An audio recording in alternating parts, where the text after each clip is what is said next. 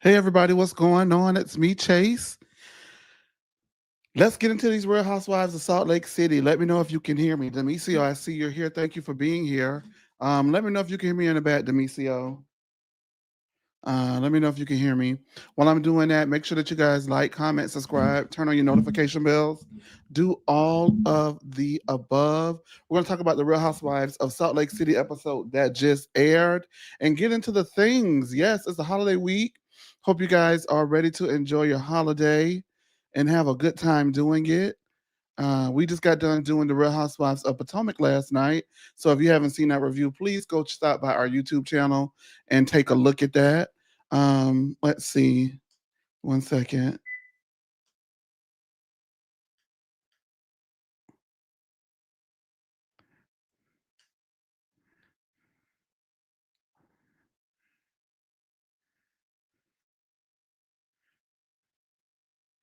All right. Did y'all enjoy the episode? I enjoyed the episode. I am under fire right now because I said that the Real Housewives of Potomac is on Salt Lake City's ass. I mean what I'm saying. But Salt Lake came back swinging tonight. So I know a lot of you guys did not really think that the last week's episode was a lot of things going on. But I enjoyed last week's episode. It was a change of pace. And I enjoyed this episode too because it was a lot. It was a good mix of chaos as well as a good mix of personal story, which I thought was lacking from a lot of the episodes this season. So we're gonna get into it. Let's go ahead and do so now. So the girls go to lunch at the infamous Walters from season one. Meredith and Lisa arrive, and Angie K says, "Oh, your guests are here." So Angie K is already not feeling Meredith and Lisa right now, based off of what happened with Brittany. And she hates Lisa's guts, so that too. Mary brought gifts for the girls and their fish.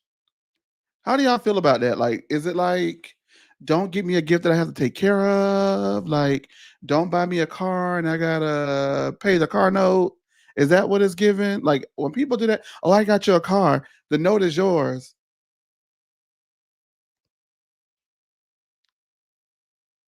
Come again? KOS? Oh, that's what time is it? Come again, KK? Hey, Sean. Let me know if you can hear me, Sean. Let me know if you can hear me. All right. So they cheers with Dom Perignon 2003, which is Mary's favorite drink, much like they did in season one. Now, y'all know the Dom Perignon in 2003, there was a heat wave and thousands of people died, and it made the best grapes. Oh, I don't know how we get to that story, but yeah, whatever. Um, Mary called Brittany and told her that she wasn't inviting her because she wasn't because Mary told her, excuse me, Mary called Brittany and told Brittany she wasn't invited to her church and to Walters because Brittany on the boat told Mary that she's the most unchristlike person she's ever met. And Mary does not need the bad press right now, considering that TLC has a daggone documentary going on about her. Now, Brittany apologizes, and Mary says that she actually reconsidered because Brittany owned it and she wasn't expecting that. But when she asked her dog didn't agree, so she's still uninvited. Is Mary the most unchristlike person that we've seen?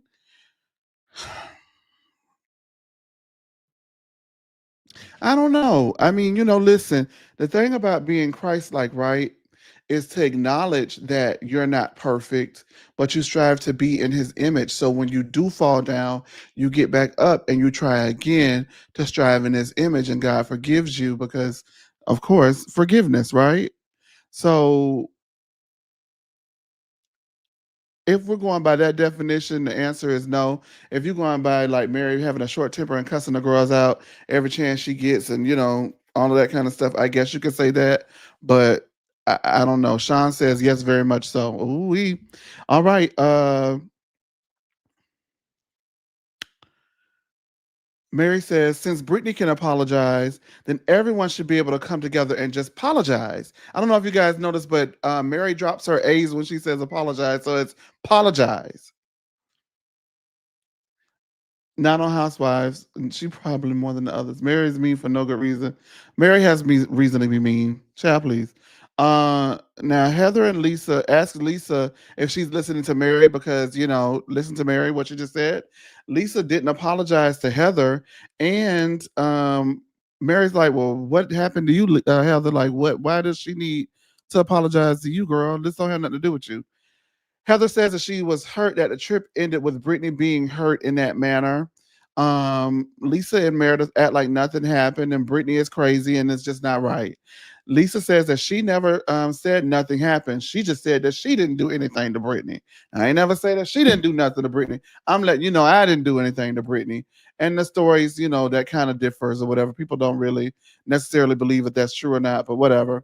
Um, Meredith says she hasn't even talked to the group about what happened, so she does not understand how Heather would come to that conclusion if Meredith hasn't even given her side to the group at large.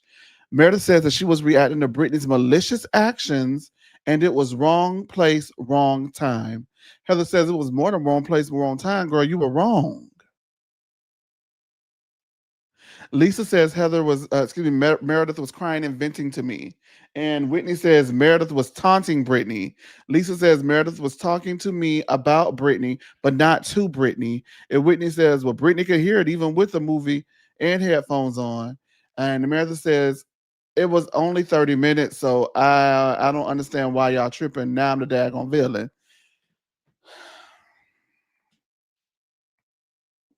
Meredith, if everybody says you're unalive, maybe it's time to die down.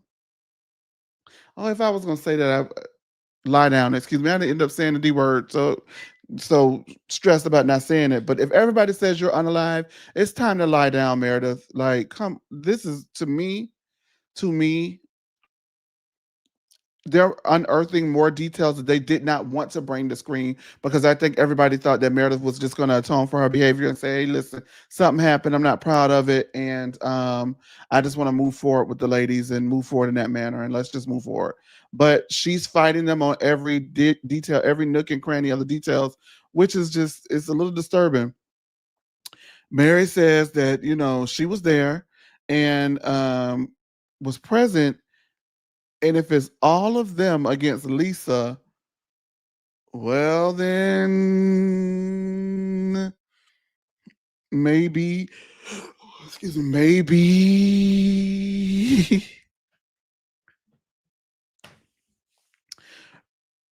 Brittany's hair was wet and she was sobbing. Whitney tells Meredith that Meredith tortured Brittany for 5 hours.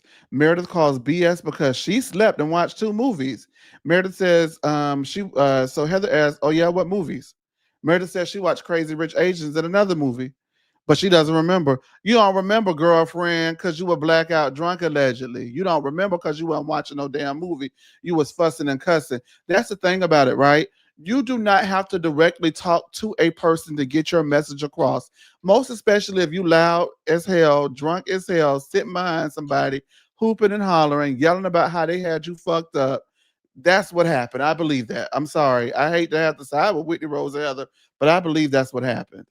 Angie K asks, "Well, what happened at the end of Crazy Rich Asians?" And Meredith doesn't remember. Convenient. Lisa Barlow tells how it went, and now I'm spoiled because I'm the last person other than Mary Cosby who has not seen Crazy Rich Asians. Well, me, Mary Cosby, and Meredith, we're the only people who didn't see it because y'all know good and damn well Meredith didn't watch that movie. Mary asked, "Well, is it good?" And so I'm asking you, I ask you, is Crazy Rich Asians good? Do I need to go back and watch it? Because I can. Meredith says she must have fallen asleep. And Whitney asks if she was sleep talking because she was awake the entire flight and heard her. Angie K says, I was 5 rows up, Meredith, and I heard you. Whitney says Meredith lost control. Lisa says she thinks Meredith has the right to lose her shit. And Heather thinks not on a plane and it deserves an apology. Lisa says that she thinks Meredith has the right to lose her shit. You have the right to lose control for sure. Don't let go though.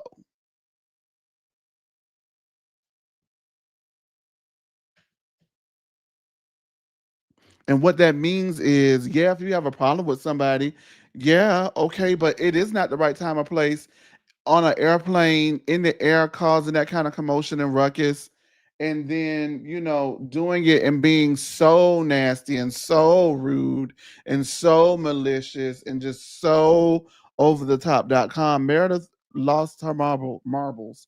She lost it. She lost control. Heather thinks it also deserves an apology. Meredith feels bad that she hurt Brittany's feelings, but Brittany doesn't feel bad about what she did to Meredith.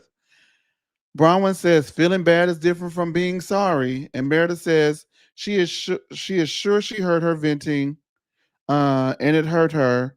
And Bronwyn says no, she's sorry that Brittany heard her venting and hurt her feelings, and so Bronwyn says, "Okay, so you're not sorry. Got it. Noted.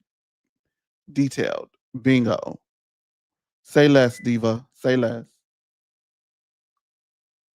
Give me 1 second, guys.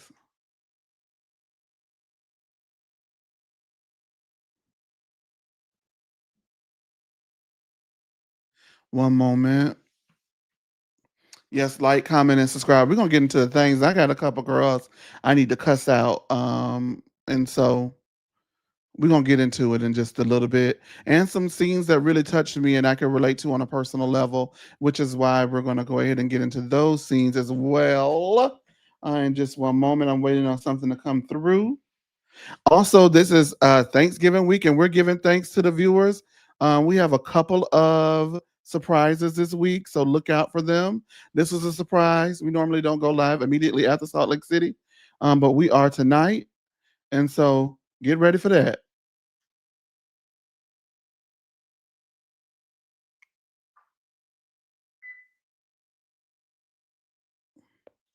All right. Heather says Meredith lost the right to cry when she harassed that girl on the plane and lost her privileges to speak about it. Meredith says, "Well, then don't talk to me." Mary tells the waiter, don't pour it. Pour me some more, girl, because it's going to be a long night, I think. After church, she went and had a cocktail, which is maybe unchrist like, I don't know. Well, I mean, Jesus turned water into wine, so who's counting? Um, Heather says that she got on the plane having Meredith's back, and when they got on the plane, what happened on the plane trumped whatever it is that Brittany did to Meredith. And that Lisa and Meredith came out looking like bullies. Lisa shakes her head and says, "Not me, girl.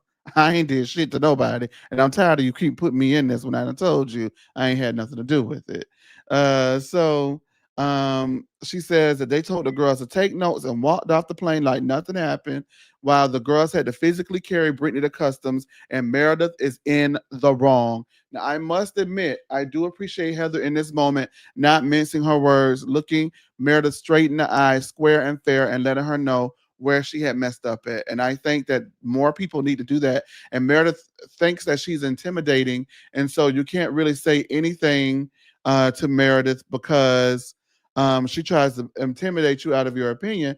And for once, Heather didn't go for it. Lisa asked Mary to say something. "Mary, please say something. Say something." Mary's looking at her like, "Not me, girl." Meredith said she would hope that Heather would have given her some grace and the benefit of the doubt instead of being a judgmental bitch. Nobody's judging you, Meredith, from your actions. Like, okay, you were wrong, right?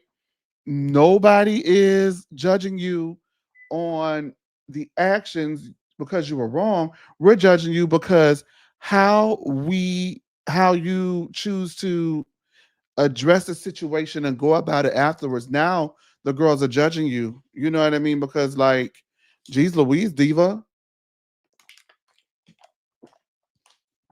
you can't admit anything you did. Everybody's lying. Nobody remembers it correctly. Everybody's wrong. This girl just, went into shock and trauma because of nothing. She could barely hear you, so she was just crying and shaking. How would she have known to cry and shake if she couldn't hear you? How would she have known? And you said it loud enough for her to hear you. You didn't say it directly to her. You wanted her to hear you, so you were loud. Girl, going on now, Meredith. Stop it. Lisa says it's okay for Meredith to be upset again, and Mary asks Lisa if she treated her like that, would it be okay? And I really wanted Lisa to answer the question because she wanted to say no, it feels like, but Heather came barreling in like, girl, mind your business for once to let other people have conversations regarding any subject. You are not the judge, jury, and executioner of this group. And so, yes, when Meredith says that Heather acts like she's judgmental, of course, but Heather is judgmental when there are things to judge and things not to judge. In your case, Meredith, you gave her something to judge. In this case, shut the hell up, Heather, and let Lisa answer Mary's question.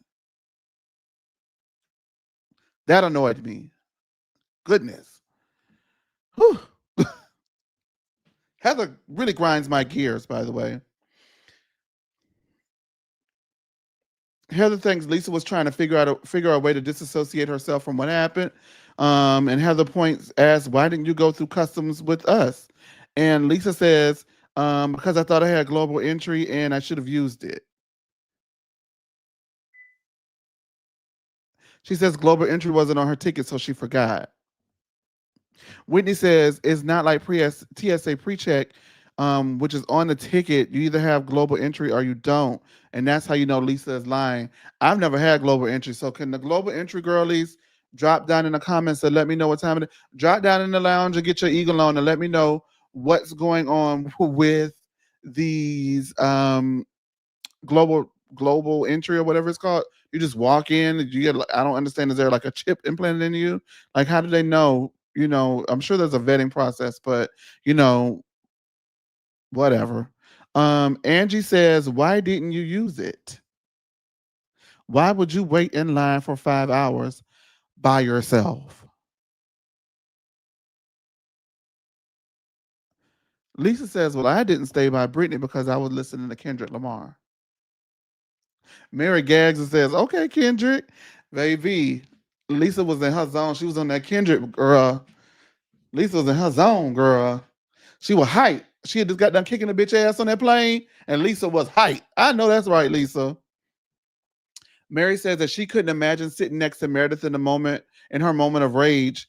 And Meredith shoots her a look, and Mary says, "Listen, I'm not attacking you, but I'm being honest with you. I love you." And Meredith says she doesn't feel supported and didn't feel supported at the time when Brittany was saying whatever it was she was saying. Heather says that she didn't like Meredith saying, um, "If she picks Brittany, they'll be done." And Meredith denies that she ever said that. She said it. I don't understand why she's lying about that. She said that. That's exactly what she said. Lisa says Brittany said, I'm going to have a problem with you if you don't side with her too. And so they didn't like being put in the middle of this mess.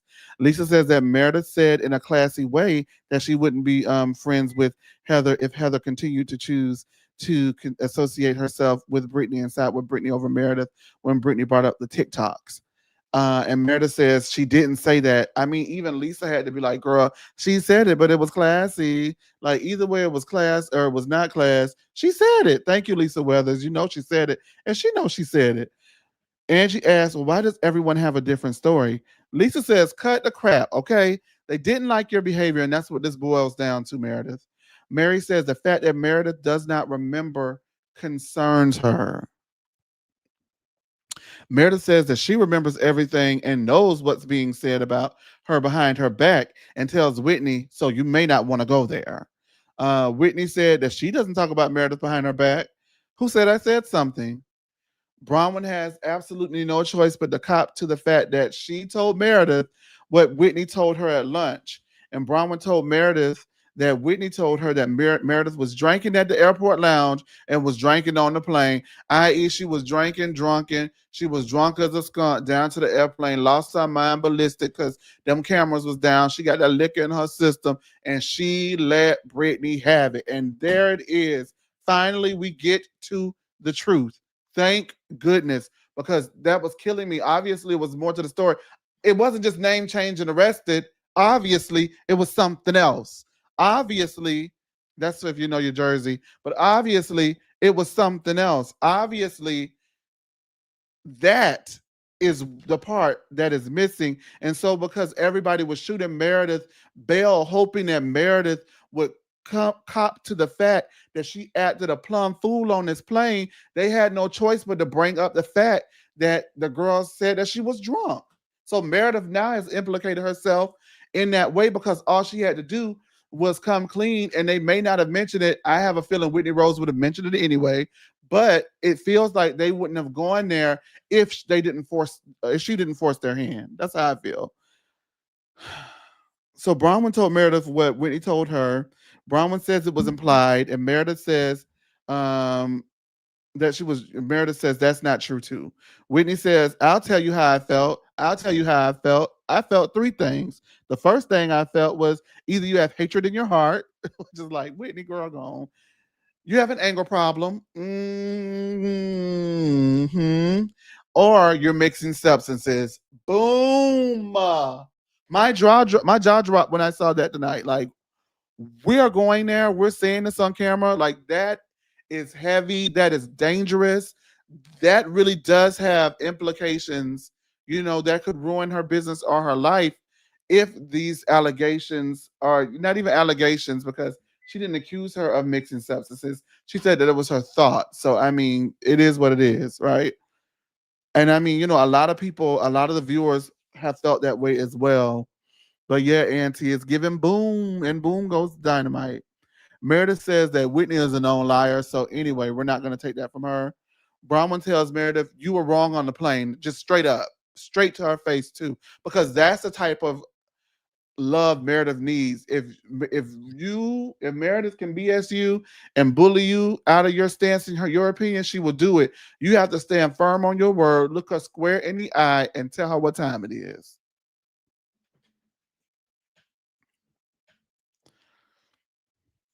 She said she tried to give Meredith chances. She asked around to different girls. She wanted to give Meredith the benefit of the doubt, but Meredith threw her under the bus and now has ruined her relationship with Whitney Rose, because absolutely she's ruined your relationship with Whitney Rose.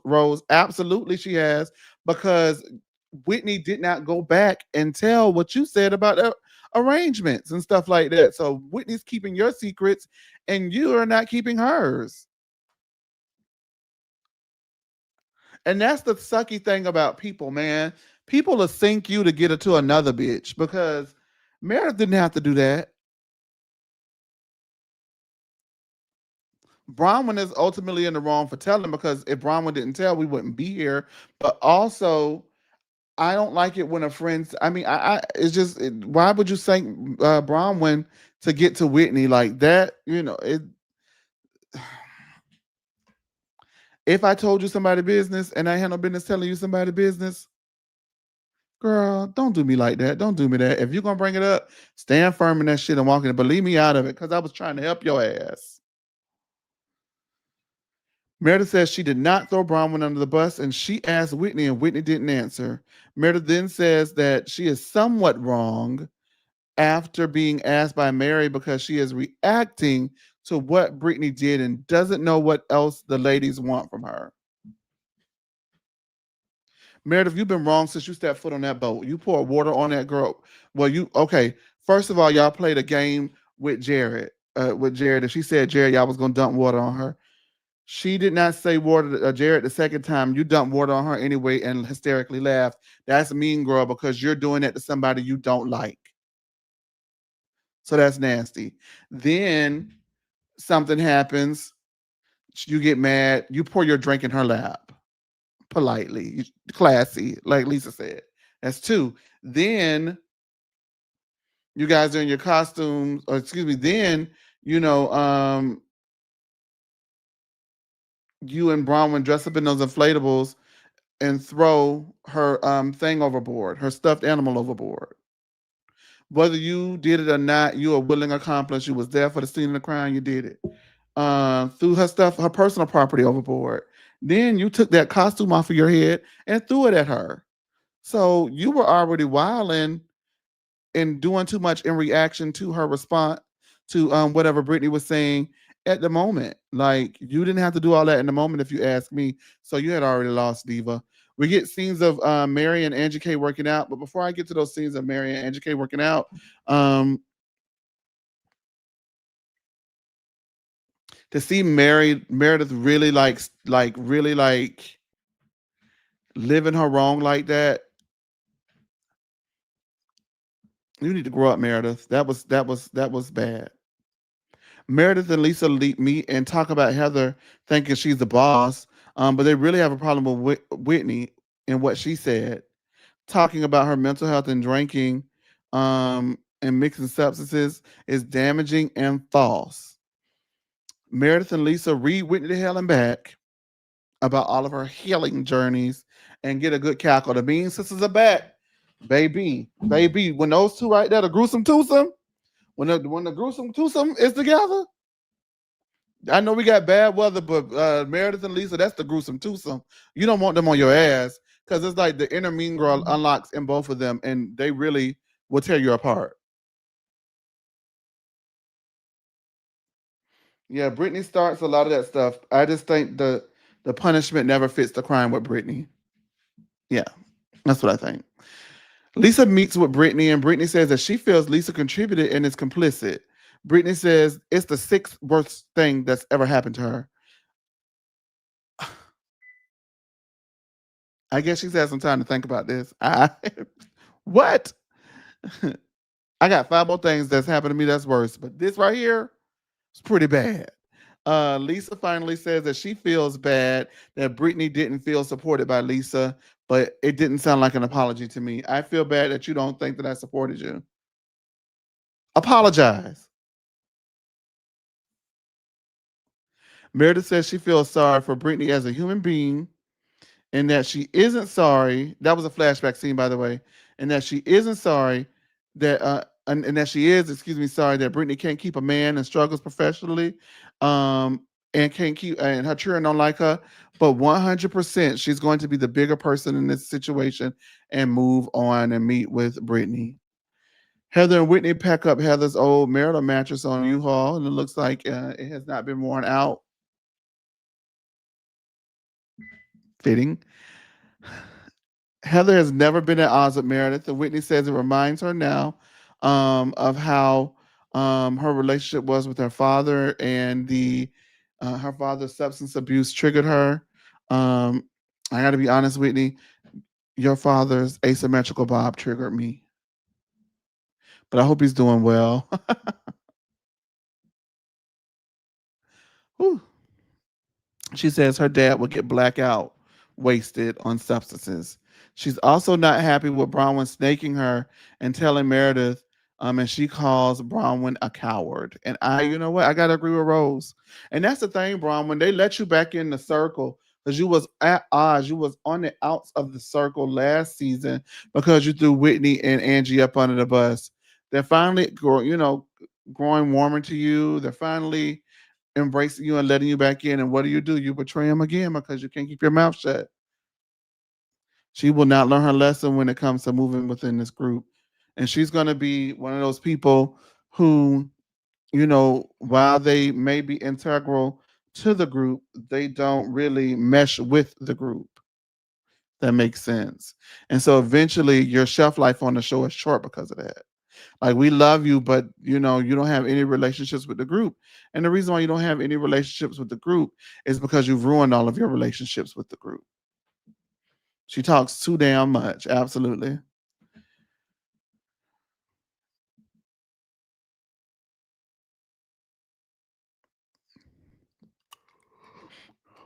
Olivia and Brittany go to counseling, and Olivia says when Brittany married her second husband, she put all of her energy into the stepchildren and celebrated them in their wins. Olivia wants a relationship, but her brain tells her that she is going to get hurt again. So she wants a relationship with her mother, but her heart wants it, but her head is telling you, don't do it, Diva. She's gonna, yoo-hoo, girlfriend, like off a boomerang, Teacher Campbell. Don't do it, girl. She is gonna leave you, right? Oh wow, love, love, love. Her dad relapsed and they no longer have a relationship. Oh my goodness. I hate to hear that. I do. Um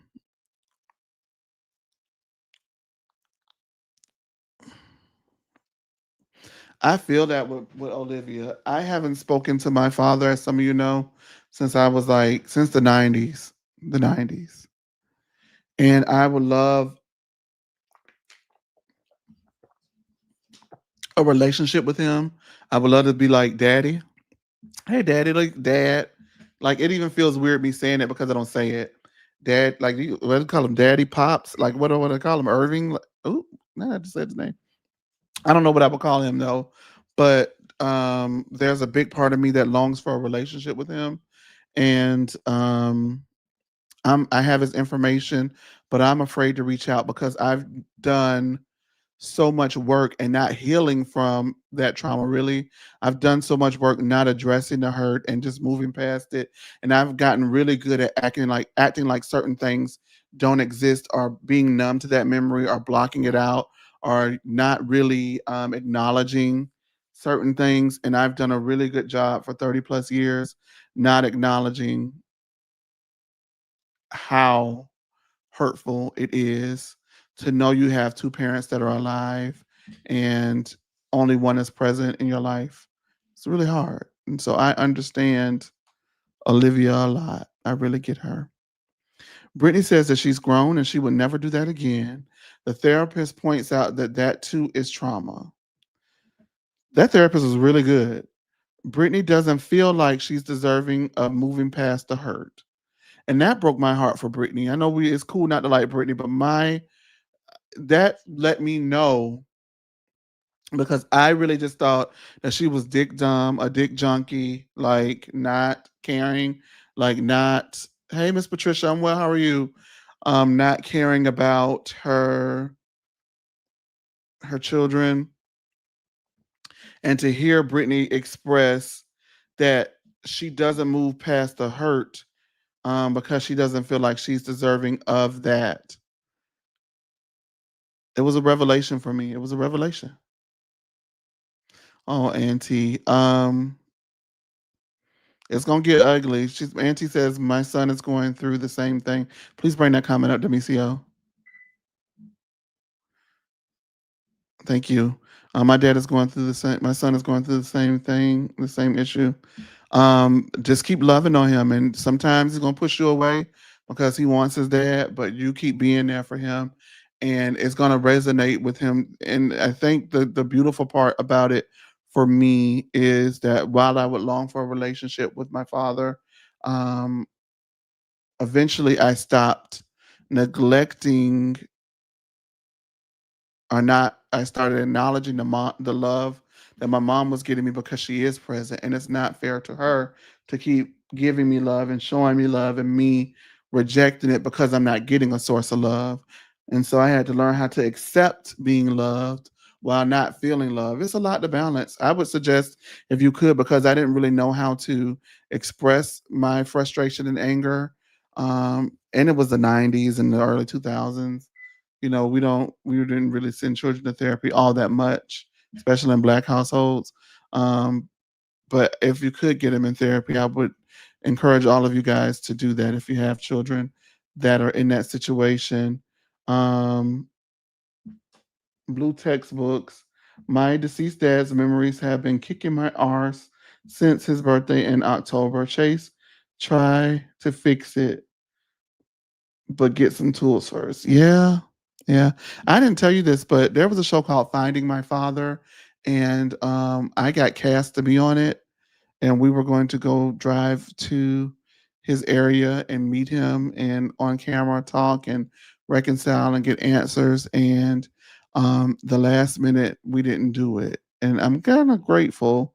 And it's a funny thing, right? Because when I met Nene Leaks, I've only met Nene once, but I met Nene Leaks, and I had just got cast to do Finding My Father, and I asked her like any advice that she would give me on reality TV, and she said her one regret was her. She told me her one regret on reality television was filming her her storyline season 1, finding out that the man that she thought was her father all of these years was not her father, because it did irreparable damage to their relationship, and if she can go back to season 1, she wouldn't have done it. So everything happens for a reason. So listen, we didn't end up doing the show, but even Nene was like, "Girl, baby, don't do that," because like, yeah, I honestly thought that I would feel safer with the cameras though, and I think that's weird, but I probably would not have felt safe with him one on one alone. But me one on one with him talking and it's other people there, like the camera crew, the producers, the field, everything, the lighting, wherever we were going to be. It kind of made me feel like I would have felt safer to have a conversation with him because, um, yeah, I just I just would have wanted to have that reassurance in the room with me, that I'm okay and I'm safe, which is a lot. So I totally understand Olivia, and I really resonated with this storyline heavily. I did. Um, she wants for Olivia to get what she needs from this process, and she doesn't feel worthy of anything. And I just was like, oh Lord, Brittany, why, girl, why? Olivia says that she feels the same thing, and when people get to know her, she's afraid because they may leave. And I'll be on. I just, oh my God, like I felt like Olivia in that moment. Like I really did. I really had to push. Like I have a lot of friends, but a lot of friends don't really know me as well as they could or have wanted to get to know me because I definitely cut it off at a certain point. Whereas like this is as far as we're gonna go. That's all I got to give you. I can't give you nothing more. And it's a protection mechanism that I do so that I won't get hurt. But in the end, you're kind of self sabotaging because you're keeping people out who want to be there for you and want to love you and want to be your friend or want to be your man. You know what I'm saying? You know what I'm saying? But you're pushing them out because you have that hard boundary. But this is why, you know? And so, yeah, oh God, I really resonated with Olivia. Like, oh my gosh, I felt so bad. Like, this scene was necessary. This is what I wanted to see because last week I cussed Brittany from the rooter to the tutor because I did not want to see Brittany and Jared and them go on that walk and talk about their relationship for the upteenth thousands of time when there's a real story that is there, and that is the neglect that Brittany has continuously shown her children over decades because she was too busy running behind some dingaling. And so this, this was some good stuff, guys. This is some good stuff to me. This is good stuff. Olivia says to hear her mom take accountability is reassuring and makes her feel better. Another mother daughter relationship that we get to is Bronwyn hanging out with Muzzy and Gwen.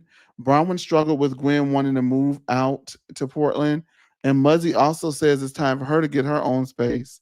Bronwyn wants them to do all the things they want to do, but she feels left behind, especially now that her and Muzzy are finally getting a good routine and the progress that they made. Muzzy admits that she knew from day one Bronwyn would move and it was hard, but she knew she had to let it go.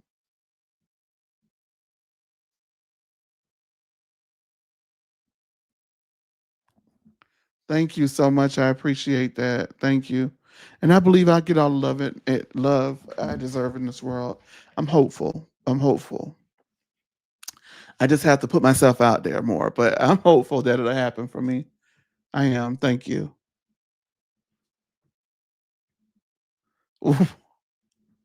Brittany is the final boss of Picnic. Baby. She is the pick me supervillain. Like, oh my gosh, I don't want to watch it. Um, yeah, Bronwyn is confusing, but I related to this scene. It reminded me of like when Gwen was like, "I have to go. I have to go." It reminded me of when I finally moved out of state and moved to Atlanta. It was like I have to go, and my mom did not want me to go. I know she didn't want me to go, but she knew I had to, and it was tough because we are like this all the time, you know. But that's my mama. I love her. She's one of my best friends, So I felt that on a deep level, like I have to go. You have to let me go and do this. I need this I need to do this. I have to do this.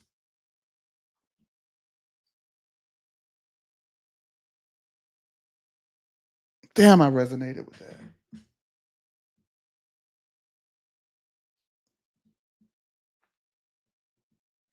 Most especially because I never thought I would be able to go. I had to do it, you know? And, if we're just going to be honest, Brahma want them people to stay there because she don't want to stay alone with Todd because now she's got to face Todd. And so that made me, hopefully, she takes them leaving and, uses that as a metaphor for her because it's time for her to go too. It's time. It's time, Brahma. It's time for you to leave. They're not the only people left that are leaving the house. You need to be the next person that leaves that house. All of y'all can leave together and go your separate ways, but you don't want to be left in that house with him. And so you want as many people there. You want the house full because as long as the house is full, you don't have to deal with what's going on in that house. You don't have to deal with the real situations going on down to the house. Now, what's really going on and why Muzzy want to move because she got some boyfriend dick that she need to hop on. But Muzzy, I thought, ain't Muzzy married her husband in the thing? Get it how you live, Muzzy. Get it how you live, girl. I ain't got nothing to say about it. All right. So Meredith and Brittany meet, and Meredith says sorry to Brittany. Excuse me. She says sorry that Brittany heard her talking to Lisa on the plane because it was the wrong place and the wrong time, and she feels terrible. She hurt her feelings, but not sorry for the things that she said and the trauma that it caused. Brittany. She tries to treat people with kindness and respect, and Brittany says, "Oh yeah, really?"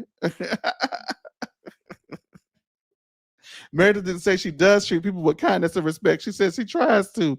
And baby, we fall down, but hopefully Meredith gonna get up and try and do right. Because Meredith, you full of ish. Um, Meredith says that she hopes that they can move forward. Brittany thanks her, and Brittany also admits that it was shady for her to bring up the TikToks about Seth cheating on her allegedly, and she apologizes. Meredith says, and Brittany says, listen, I'm sorry, I apologize, and I'm sorry I triggered you. Meredith says, let's be very clear. The trigger was you came in trying to help me when you were trying to hurt me. Came in pretending that you were trying to help me when you were trying to hurt me. So let's be very clear, okay? Brittany says, you know what? You're right. And Meredith almost falls out of her seat because Meredith did not expect for Brittany to be an adult and take accountability. Meredith accepts the apology, or in the words of Mary Cosby, the apology, and they move on. They agree to civility and taking baby steps. Meredith is never going to like Brittany. She's never going to trust Brittany, but Meredith needed to apologize to her so she can get off of suspension and come on back.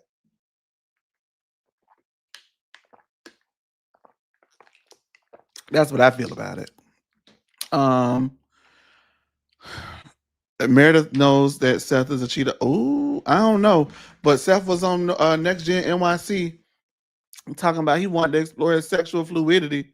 So, child, it ain't cheating if the other person is okay with it, you know. So I don't know.